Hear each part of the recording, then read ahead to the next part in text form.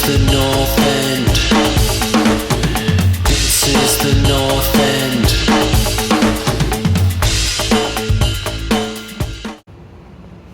Hi sports fans, it's me, Luke, with the North End podcast. Well, the North End now on YouTube, of course. And I'm here replacing JP this week, who's with his mother, because he's a damn good guy. I'm not with my mother because she hates me and because England has a different Mother's Day.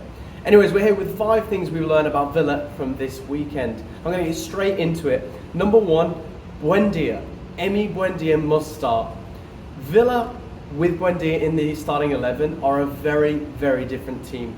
We all got very excited with Philippe Coutinho, and understandably so. He's a world-class player. He's achieved great things in his life. But he's not really answering that question. Is he worth 33, 34 million plus 150, 200,000 a week? And I think based on statistics right now, it's easy to say probably not. But the player that is Emi Buendia. We paid 35 million for this player. We know he has the quality, and every time he's on that pitch, he looks like he might do something.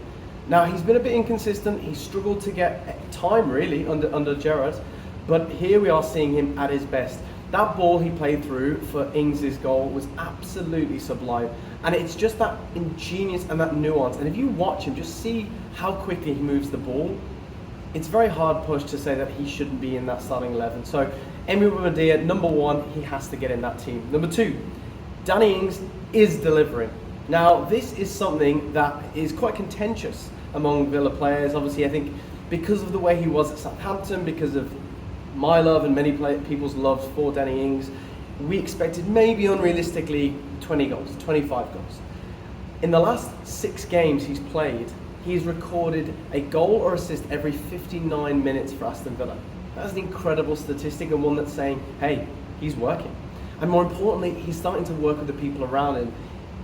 Case in point, Ollie Watkins. The partnership is really starting to form. They've got great supply, they're knowing how to play alongside each other, and it just feels a lot more natural. So we're really excited, and I think we really have to keep the faith with Danny Ings. Now, I'm not saying that we don't need another striker in the summer, but I am saying that there is still a great striker in Danny Ings and still a great reason to hold on to him and really give him a good chance to flourish next season.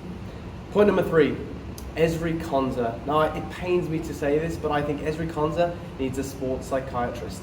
It's kind of incredible to me, the defender that we saw just 1 season ago, a player that statistics put him in one of the best, if not one of the best defenders in the whole of Europe.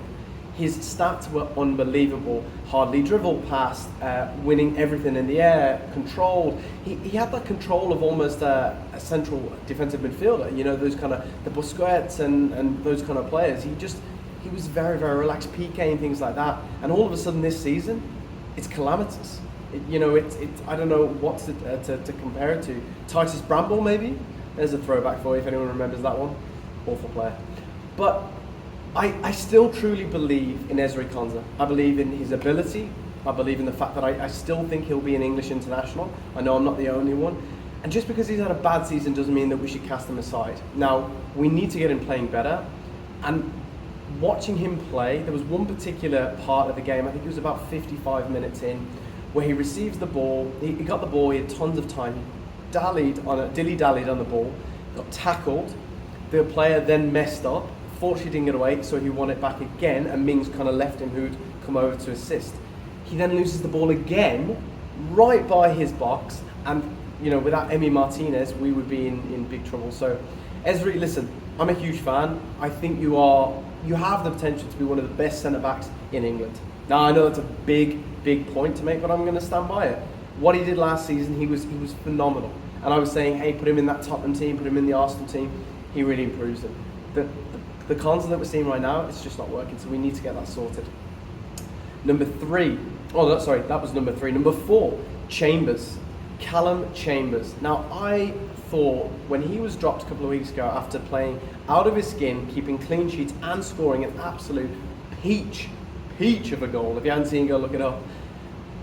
It was incredible. The poor lad has come here, he's come on a free, he's working with Gerrard, he's doing a good job, and all of a sudden we cast him aside. He's been getting a little bit of time here and there, but he starts this week, and boy does he play well. And in that central midfield, that defensive midfield role, and he was great. And this is a point that I think we really need to realise. What we have in Chambers is a great utility man. He's the type of player that can play centre-back, that can do a job at CDM. God, I reckon he could probably do a job at right back. Now, obviously, he's not getting anywhere in Matty Cash, but to have a player that is, that transferable, it's really, really great. And Villa haven't really had that since Dion Dublin, striker, centre-back, extraordinaire, and a good old headbutt if Robbie Savage comes anywhere near him. But I think Callum Chambers really looks like a great acquisition on a free, great bit of business, and I really hope we see him now starting for the rest of the season because he deserves it. And finally, point number 5, Digne. Digne is the way. Digne is the man. And honestly, we just look so much better with him. The attacking prowess of that man getting up those wings, linking up with the midfield, linking up with Ollie Watkins, who wants to drop, give the ball back and then go again. It looked just fantastic. And the most incredible and most amazing part of his game is his ability to put a ball in. Like, he is a fantastic deliverer of the ball. Some of his crosses we should have done more with. I feel that there was 2 or 3 that probably could have led to goals and maybe should have. But we are just so much better with him in the squad than without. So I'm hoping and praying we can keep him fit. But Luca Digne, definitely. But I'm not going to say that we don't need another player to alternate that left back, right back as we start to get more. Hopefully Europe, we're going to have busy schedules. Aaron Hickey, I didn't say that out loud. But there we go. 5 points that I think we can take away from this week's game. And it was a great game. We needed the win. Burnley needed to be put in their place. And we play them again in just 2 weeks' time. So I'm excited. Villa 3, Burnley 1, 5 key points.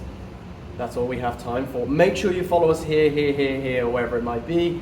The North End Pod. Please tell your friends, because honestly, Paul does all these amazing graphics and he does them for free. It's unbelievable. And he can't eat. We're going to have to make one of those videos for, $5 a week. We'll allow Paul to drink more beer. Like, he deserves it. He works hard.